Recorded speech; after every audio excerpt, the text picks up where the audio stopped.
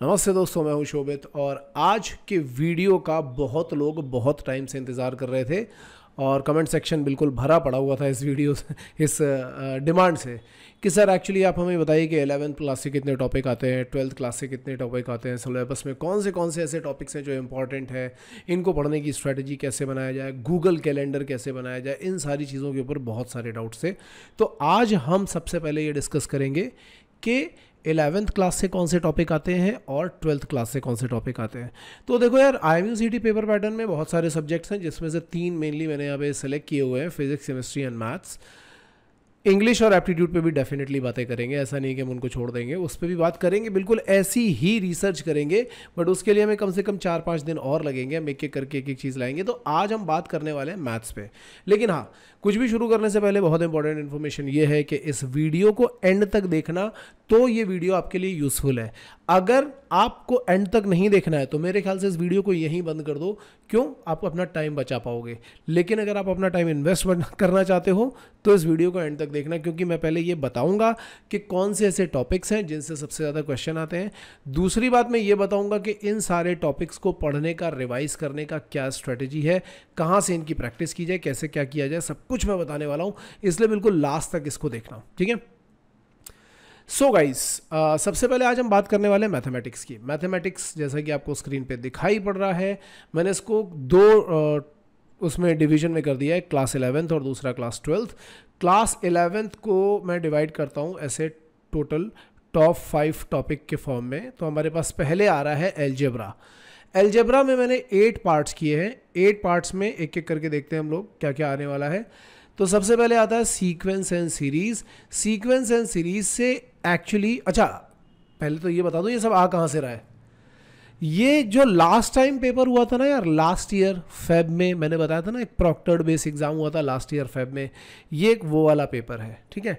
तो वो वाला पेपर कई बच्चों ने दिया था, आपको पता था उस पेपर में काफ़ी चीटिंग वीटिंग भी हुई थी, ठीक है। तो वहाँ से क्या हुआ है कि कुछ ऐसे बच्चे थे जिनसे मुझे उनके क्वेश्चन मिल गए। मैंने वो सारे के सारे क्वेश्चंस यहाँ पे डाल दिए हैं।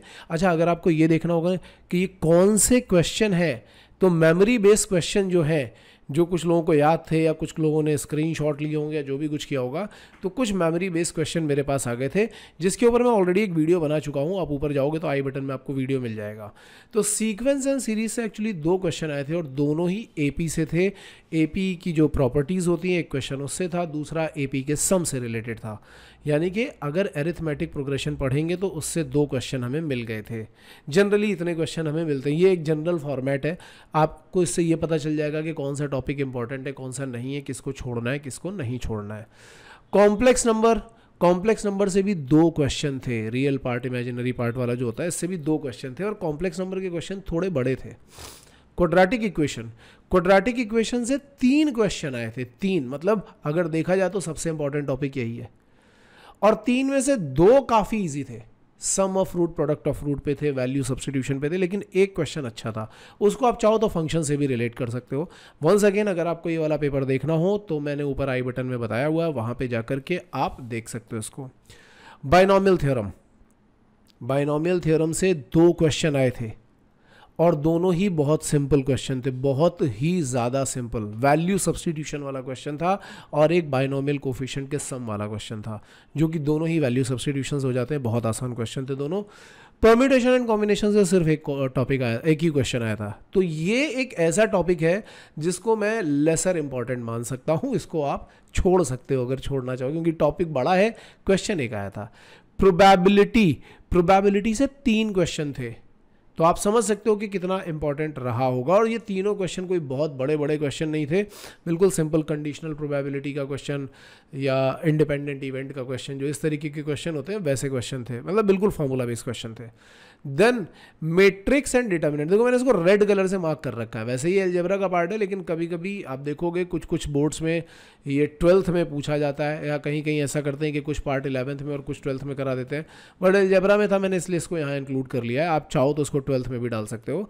मैट्रिक्स से 2 क्वेश्चन थे, एक मैट्रिक्स मल्टीप्लिकेशन का था और एक सिमेट्रिक मैट्रिक्स का था, लेकिन यहाँ पे कैलकुलेशन नहीं करनी थी, ये भी प्रॉपर्टी बेस्ड क्वेश्चन थे कि a इंटू ए करेंगे तो क्या कंडीशन होनी चाहिए, अगर सिमेट्रिक मैट्रिक्स है तो क्या कंडीशन होनी चाहिए, इस तरीके के क्वेश्चन थे। फिर ऐसे डिटर्मिनेंट में अगर आप देखोगे तो डिटर्मिनेंट में भी 2 क्वेश्चन आए थे, लेकिन ये भी कैलकुलेशन बेस्ड नहीं थे, ये प्रॉपर्टी बेस्ड थे कि अगर skew symmetric matrix odd order की होती है तो उसका वैल्यू क्या होता है, डायरेक्टली पता होता है कि 0 होता है। डिटर्मिनेंट की प्रॉपर्टीज, अगर दोनों रोज सेम हो जाए तो क्या होता है, डिटर्मिनेंट का वैल्यू 0 हो जाता है। तो इस तरीके के 2 क्वेश्चन थे, बिल्कुल प्रॉपर्टी बेस्ड। देन ट्रिग्नोमेट्री पे चलते हैं। तो अगर हम ट्रिग्नोमेट्री में जाएंगे तो यहाँ ट्रिग्नोमेट्री के ही 2 क्वेश्चन थे, देखने में थोड़े लेंथी थे, लेकिन अगर आप इसको वैल्यू सब्स्टिट्यूशन से करोगे तो ये काफ़ी जल्दी खत्म हो जाएंगे। इसके बाद ट्रिग्नोमेट्री का ही ये पार्ट है हाइट एंड डिस्टेंस, इससे भी 2 क्वेश्चन थे, मतलब ओवरऑल ट्रिगो से 4 क्वेश्चन थे। यहाँ से आपको समझ में आ रहा होगा कि ट्रिग्नोमेट्री कितनी इंपॉर्टेंट चीज़ है, क्योंकि ट्रिग्नोमेट्री सिर्फ ट्रिग्नोमेट्री में नहीं यूज़ हो रही है, ये डिफरेंशिएशन, इंटीग्रेशन, ITF सब में यूज़ होती है। तो बहुत इंपॉर्टेंट है ट्रिगो के फॉर्मूले पता होना और हाइट एंड डिस्टेंस पता होना, ठीक है। इसके बाद स्टैटिस्टिक्स से मीन एंड वेरिएंस का क्वेश्चन था, एक ही क्वेश्चन था। अब इसको आपको 11th में लेना हो तो 11th में रख लो, 12th में लेना हो तो आप 12th में रख लो, it is all up to your choice. क्योंकि मुझे जहाँ तक याद है मैं बोर्ड्स प्रॉपरली तो नहीं पढ़ाता, फुली बोर्ड नहीं पढ़ाता, मैं JEE के लिए पढ़ाता हूँ या फिर IMUCT के लिए। तो स्टैटिस्टिक्स का कुछ पोर्शन 11th में भी पूछा जाता है और कुछ 12th में भी, तो ये आपके ऊपर चॉइस है आपको जहाँ रखना हो। Then we are coming for coordinate geometry. Coordinate geometry में स्ट्रेट लाइन से 2 क्वेश्चन पूछे गए थे, बिल्कुल सिंपल क्वेश्चन थे।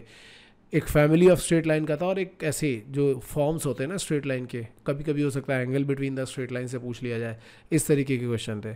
देन सर्कल से भी 2 क्वेश्चन थे, एक जनरल जो 2 डिग्री ऑफ इक्वेशन होती है वो सर्कल को रिप्रेजेंट करती है, इसकी कंडीशन क्या होती है, और एक टेंजेंसी का था। तो ये 2 क्वेश्चन सर्कल से थे। आप देख रहे हो कितने इजी क्वेश्चन आते हैं कंडीशन बेस्ड। इसका मतलब क्लियरली है कि आपको जितने फॉर्मूले पता होंगे उतना ज़्यादा अच्छा रहेगा। इसके ऊपर वैसे हम बाद में बात करेंगे। देन एक हाइपरबोला और एक एलिप्स से था। मतलब ओवरऑल अगर आप कोऑर्डिनेट ज्योमेट्री से देखोगे तो 2, 2, 4, 2, 6 क्वेश्चन थे कोऑर्डिनेट ज्योमेट्री से, इंपॉर्टेंट है, होना ही चाहिए। तो अगर हम इसको पूरे को काउंट करेंगे तो मुझे लगता है करीब 28 क्वेश्चंस आते हैं। ये 11th क्लास में जो मैं काउंट कर रहा हूँ ना, इसमें 28 क्वेश्चन आते हैं। अगर आप ये 4 यहाँ से हटा दोगे तो 24 क्वेश्चन 11th से आ रहे हैं, एंड अराउंड 26 क्वेश्चन जो है वो 12th क्लास से आएंगे। कौन से टॉपिक इंपॉर्टेंट है और किन को छोड़ना है, किन को नहीं छोड़ना है, वो हम देख सकते हैं। अच्छा, बहुत लोगों को लगता है अरे सर यहाँ पैराबोला से नहीं आया, पैराबोला छोड़ दे क्या? बेटा देखो क्या है कि कोऑर्डिनेट ज्योमेट्री को पूरा एक टॉपिक समझ, क्योंकि अगर आप हाइपरबोला और एलिप्स पढ़ रहे हो तो पैराबोला तो बहुत आसान है, तो उसको सबको कर लो। हो सकता है इस बार एलिप्स से आया, कल पैराबोला से आ जाए, तो ये करना तो ज़रूरी है, ठीक है। अगर आप छोड़ना चाहते हो कोई टॉपिक, अगर लग रहा है कि बड़ा टॉपिक है, मीन एंड वेरिएंस वाला छोड़ सकते हो, लेकिन मीन एंड वेरिएंस का एक फॉर्मूला ही तो है, याद रख लो फॉर्मूले को। छोड़ना है PNC छोड़ सकते हो। आप देख रहोगे यहाँ पे कई सारे टॉपिक ऐसे हैं जिन, जैसे PNC मुझे नहीं लग रहा कि बहुत ही अच्छा टॉपिक है, आप इनको छोड़ दो। अगर आपको लग रहा है नहीं सर मैट्रिक्स और डिटर्मिनेंट में बहुत सारी प्रॉपर्टीज़ है, मुझे रटनी पड़ेंगी, टाइम है तो रटो, नहीं है तो मत रटो, लास्ट में बात करेंगे इसके बारे में। हम लोग चलते हैं क्लास 12th पे। क्लास 12th में कैलकुलस से सबसे पहले स्टार्ट करते हैं। तो कैलकुलस में हमारे पास 2 तरह के कैलकुलस है, डिफरेंशियल मैंने 2 में डिवाइड कर दिया, एक डिफरेंशियल और एक इंटीग्रल। तो डिफरेंशियल कैलकुलस में मैं वो सेट, रिलेशन, ये सारी चीज़ों को, वैसे कभी कभी सेट थ्योरी जो होती है वो 11th क्लास में पढ़ाई जाती है, रिलेशन भी थोड़ा पार्ट 11th में और थोड़ा 12th में पढ़ाया जाता है। तो ये मिक्सअप हो सकता है, कुछ टॉपिक यहाँ के यहाँ, यहाँ के वहाँ हो सकते हैं, ठीक है। लेकिन आपको मैं बता देता हूँ सेट थ्योरी से 2 क्वेश्चन पूछे गए थे, वो भी स्टैंडर्ड बेस, बिल्कुल स्टैंडर्ड बेस क्वेश्चन, सेट की डेफिनेशन पे बेस्ड क्वेश्चन थे। ऐसे रिलेशन में जो स्टैंडर्ड बेस्ड क्वेश्चन होते हैं ना कि इक्विवेलेंस रिलेशन क्या होता है, या ये वाला रिलेशन इक्विवेलेंस रिलेशन है या नहीं है, थोड़ा कैलकुलेशन हो सकता है। तो एक क्वेश्चन रिलेशन से था। फंक्शन, अब एक मॉड्यूलस फंक्शन का क्वेश्चन था। आप इसको फंक्शन में मान सकते हो या बेसिक मैथमेटिक्स में मान सकते हो, मैंने इसको फंक्शन में ही डाल रखा है। इनवर्स ट्रिग्नोमेट्रिक के 2 क्वेश्चन थे जो कि ट्रिग्नोमेट्री का ही कंटिन्यूएशन होता है। इसका मतलब ये हो गया कि ट्रिग्नोमेट्री फिर से बहुत इंपॉर्टेंट है, और ये 2 क्वेश्चन बिल्कुल फॉर्मूला बेस्ड क्वेश्चन थे, like sine inverse x plus cos inverse x equal to π/2, इस तरीके के जो क्वेश्चन होते हैं वैसे क्वेश्चन थे। फिर एक क्वेश्चन था डिफरेंशिएबिलिटी का, लेकिन अगर आपने यहाँ पे ध्यान दिया हो तो लिमिट का कोई क्वेश्चन नहीं है, कॉन्टिन्यूटी का कोई क्वेश्चन नहीं है, एक क्वेश्चन डिफरेंशिएबिलिटी का आया है। तो मैं जनरली क्लास में लिमिट, कॉन्टिन्यूटी, डिफरेंशिएबिलिटी सब कुछ पढ़ाता हूँ, लेकिन ये जो डिफरेंशिएबिलिटी का क्वेश्चन था, अगर आपको केवल ग्राफ भी प्लॉट करना आता है तो आप ये क्वेश्चन कर लोगे। स्पेसिफिकली लिमिट का कोई क्वेश्चन यहाँ पे नहीं दिखाई पड़ रहा है, ना ही कॉन्टिन्यूटी का दिख रहा है, ठीक है, लेकिन कभी कभी पूछे भी जा सकते हैं। अगर आप छोड़ना चाहते हो तो मेरे हिसाब से आपको थोड़ा सा क्या प्रिपेयर कर लेना चाहिए, थोड़े फॉर्मूले देख लो बस। अगर आप पूरा कैलकुलेशन नहीं करना चाहते हो, बेसिक फॉर्मूले देख लो। डिफरेंशिएशन का भी एक ही क्वेश्चन दिख रहा है, बट अगेन डिफरेंशिएशन के फॉर्मूले बहुत इंपॉर्टेंट है, एप्लीकेशन ऑफ डेरिवेटिव में काम आते हैं, और एप्लीकेशन ऑफ डेरिवेटिव के 2 क्वेश्चन आए थे। तो अगर हम यहाँ पे डिफरेंशियल कैलकुलस से काउंट करें कितने क्वेश्चन थे, तो 2, 3, 4, 5, 6, 7, 8, 9, 10 क्वेश्चन थे जो डिफरेंशियल कैलकुलस से थे। फिर से देख लो, 2, 3, 4, 5, 6, 4, 10, ठीक है। अब इंटीग्रल कैलकुलस से देखते हैं कितने क्वेश्चन थे। तो यहाँ पे इनडेफिनिट इंटीग्रेशन का एक क्वेश्चन आया था। बहुत लोगों को लगता है कि सर क्या इंडेफिनिट इंटीग्रेशन छोड़ दें? नहीं भाई, क्योंकि ये छोड़ दिया ना तो आगे वाला सब छूट जाएगा। इसके फॉर्मूलों पे एक ही क्वेश्चन आया, लेकिन इसके फॉर्मूले पे based differential equation, sorry definite integration से 2 क्वेश्चन थे, एरिया अंडर द कर्व के 2 क्वेश्चन थे, डिफरेंशियल इक्वेशन के 2 क्वेश्चन थे। अगर आप ध्यान से देखोगे तो कितने हो गए? 7 क्वेश्चंस आर देयर, केवल 4 टॉपिक और 7 क्वेश्चन, और फॉर्मूले सबसे ज़्यादा सिर्फ इसमें, बाकी सब में एप्लीकेशन ही होता है, ठीक है। तो मेरे ख्याल से आपको समझ में आ रहा होगा कि कितना इंपॉर्टेंट है। अगर केवल कैलकुलस करके जाते हो तो 17 क्वेश्चन यहाँ से कवर हो रहे हैं। इसके बाद 3D के 2 क्वेश्चन थे और बिल्कुल सिंपल से थे, प्लेन की इक्वेशंस के बेस पे जो होते हैं। अगर आपको 3D बहुत कॉम्प्लिकेटेड लगता है तो आप छोड़ सकते हो यार। वेक्टर का एक ही क्वेश्चन था और बाइनरी रिप्रेजेंटेशन का एक क्वेश्चन था। तो इस तरीके से अगर हम डिवाइड करेंगे तो हमारे पास अराउंड 49 क्वेश्चन का पूरा डेटाबेस तैयार हो जाता है। एक क्वेश्चन थोड़ा अजीब सा था, वो मैंने काउंट नहीं किया है। तो ये है पूरा, आपको पेपर पैटर्न मैंने एक्सप्लेन कर दिया है कि किस तरीके से ये पेपर पैटर्न बना हुआ था 11th और 12th के हिसाब से, अगर आप देखना चाहते हो तो। आई होप आप सभी लोगों को समझ में आ रहा होगा यहाँ तक। जितने लोग मुझसे ये पूछना चाहते थे कि सर 11 से कौन से टॉपिक आते हैं, 12 से कौन से टॉपिक आते हैं, मैंने आपको लास्ट ईयर के पेपर के बारे में इन्फॉर्मेशन दे दी कि कहाँ से क्या क्या आया था। आप इसके बेसिस पे, और इस तरीके के एक आध पेपर और मेरे पास पड़े हुए हैं, उनके बेसिस पे मैं और थोड़ी सी एनालिसिस करके आपको बता सकता हूँ। लेकिन अगर आप कोई टॉपिक छोड़ना चाहते हो, सपोज करो कोई मुझसे पूछेगा कि कोई तुम्हें टॉपिक छोड़ना है, इस समय मेरा सजेशन ये होगा कि आप टॉपिक मत छोड़ो, सबके फॉर्मूले पढ़ के जाओ। जैसे 3D का क्वेश्चन ऐसा था कि ये थोड़ा सोचने वाले थे, दोनों ही क्वेश्चन थोड़े सोचने और विजुअलाइजेशन वाले थे। अगर आपको 3D नहीं आती है तो मेरा सजेशन ये है कि आप 3D पे फोकस मत करो। अगर आपको वेक्टर नहीं आता है तो कम से कम वेक्टर के वो डॉट प्रोडक्ट, क्रॉस प्रोडक्ट वाले फॉर्मूले करके जाओ, उतने से हो जाएगा तुम्हारा वेक्टर, और ज़्यादा कुछ नहीं। क्योंकि ये जो क्वेश्चन था ये सम और डिफरेंस वाला क्वेश्चन था, जो हम फिजिक्स में पढ़ते हैं ना कि r² = a² + b² + 2ab cos θ, ये वो वाला क्वेश्चन था। तो ये भी बहुत आराम से हो जाएगा। अब 3D जो है वो बहुत ज़्यादा विजुअलाइजेशन बेस्ड है। अगर आपको लगता है कि नहीं बहुत डिफिकल्ट है, छोड़ देनी चाहिए, ठीक है, आप छोड़ सकते हो, ठीक है। अगर आपको लगता है लिमिट, कॉन्टिन्यूटी, डिफरेंशिएबिलिटी छोड़ देना चाहिए, तो मैं ये सजेस्ट करूंगा यार कि केवल फॉर्मूले रट लो।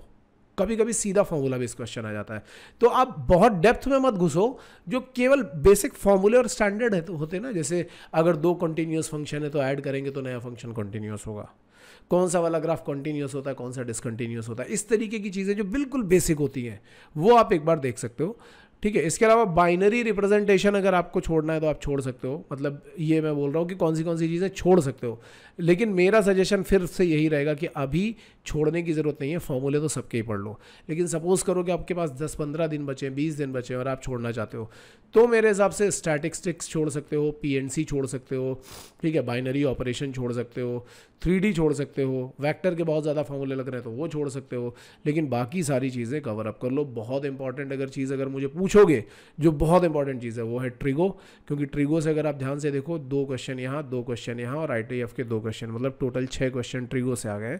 डिफरेंशियल कैलकुलस और इंटीग्रल कैलकुलस को अगर पूरा काउंट कर लोगे तो 15 क्वेश्चन, मतलब अगर ITF को हटा दें तो 15 क्वेश्चन हो जाते हैं, ठीक है। तो 15 क्वेश्चन ये, 6 क्वेश्चन ये, मतलब कितने हो गए? 21 क्वेश्चन। और उसके बाद कोऑर्डिनेट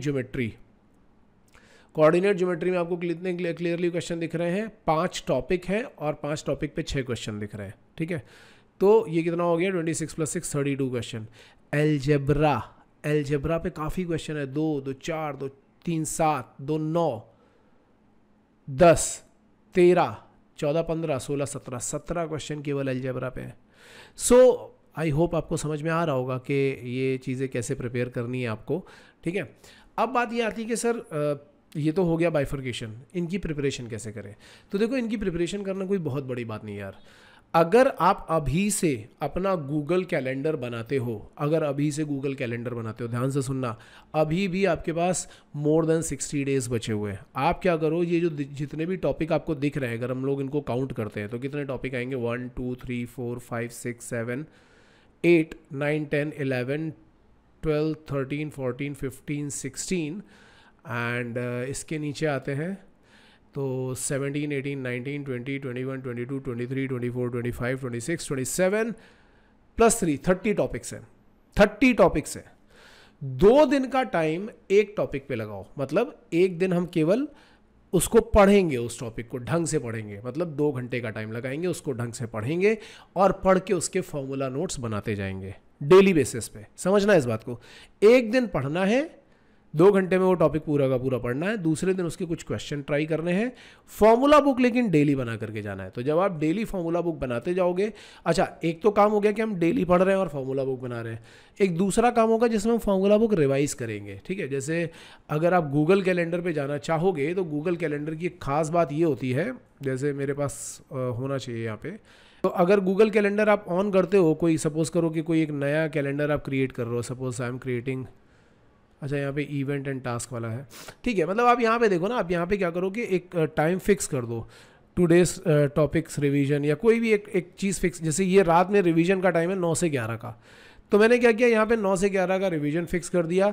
मॉर्निंग में एक रिवीजन फिक्स कर दिया, और दिन में जो बीच का टाइम जो आ रहा है, इसमें क्या करो, इसमें आप अपने प्रॉब्लम्स डाल दो। जैसे मैं स्टार्ट कर रहा हूँ 15 से, तो मैं डाल दूंगा कि यहाँ पे मैं क्वाड्रेटिक इक्वेशन पढ़ूंगा, और नेक्स्ट डे पे मैं यहाँ पे डाल दूंगा कि मैं क्वाड्रेटिक इक्वेशन के क्वेश्चन करूंगा, फिर यहाँ पे मैं सीक्वेंस एंड सीरीज पढ़ूंगा, और फिर यहाँ पे मैं सीक्वेंस एंड सीरीज के क्वेश्चन करूंगा। केवल मैथ्स के लिए बता रहा हूँ। तो ये 2 घंटे आपको डेली मैथ्स के लिए देने हैं। तो 60 दिन में क्या हो रहा होगा कि आप जिस दिन पढ़ रहे हो, फिर क्वेश्चन सॉल्व कर रहे हो, फिर पढ़ रहे हो, फिर क्वेश्चन सॉल्व कर रहे हो, डेली जो भी फॉर्मूले एक्यूमुलेट होते जा रहे हैं उनका एक क्विक रिवीजन करते जा रहे हो, क्योंकि हम क्लास में भी एक्चुअली यही कराने वाले हैं। हम हर एक टॉपिक को 2 दिन देंगे, फटाफट उनको पढ़ाएंगे, उनके इंपॉर्टेंट टॉपिक्स बताएंगे, इंपॉर्टेंट पॉइंट्स बताएंगे, और इंपॉर्टेंट पॉइंट्स बताने के बाद उनका डेली रिविजन कराने वाले हैं, वो भी फास्ट रिविजन के। आप रात में बैठ करके फटाफट आधे घंटे के अंदर या 45 मिनट के अंदर उसको पूरे को रिवाइज कर लो। जितनी भी चीज़ें हम पढ़ रहे हैं डेली बेसिस पे रिवाइज करते जाएंगे। इंपॉर्टेंट पॉइंट ये है कि जिस दिन आप अपना एग्जाम देने के लिए पहुंचोगे, फाइनल एग्जाम देने के लिए पहुंचोगे, उस दिन मैटर ये नहीं करता कि आप कितने क्वेश्चन सॉल्व करके आए हो, मैटर ये करता है कि आपको कितने इंपॉर्टेंट पॉइंट्स पता है, क्योंकि काफ़ी सारे क्वेश्चन केवल इंपॉर्टेंट पॉइंट्स पे ही पूछे गए हैं। तो अगर आपको ये पता है तो आप मैथ्स में आउट ऑफ 50 कम से कम 40 नंबर बहुत आराम से स्कोर कर सकते हो। अगर आपको ये बात समझ में आती है तो बहुत अच्छी बात है। अगर आप लोग हमारा क्लास ज्वाइन करना चाहते हो जो 21 मार्च से स्टार्ट होने वाला है, तो आप हमें अब गूगल फॉर्म मत फिल करो, डायरेक्टली ऐप पे जाओ, मैं लिंक डाल दूंगा कमेंट सेक्शन में एंड डिस्क्रिप्शन में भी। आप वहाँ पे जाकर के सीधा का सीधा ऐप डाउनलोड करो और वहाँ से रजिस्ट्रेशन फॉर्म फिलअप कर दो। संडे को एक एप्टीट्यूड टेस्ट है, यानी कि 20 मार्च को। वो एप्टीट्यूड टेस्ट देने के बाद आपको 100% तक स्कॉलरशिप मिल सकती है। And the most important thing, 21 मार्च से हमारा बैच स्टार्ट होने वाला है, जिसमें हम ये सारी चीज़ें करने वाले हैं, सब कुछ विद प्लानिंग। सो गाइस, अगर ज्वाइन करना चाहते हो तो बहुत जल्दी एक्शन लो। आगे मैं इसी तरीके की चीज़ें फिजिक्स केमिस्ट्री के लिए भी लाते रहूँगा, दूसरे पेपर पैटर्न भी बताते रहूँगा, और पेपर्स के सॉल्यूशन एंड मॉक टेस्ट भी आपके लिए लाता रहूँगा। All the best guys.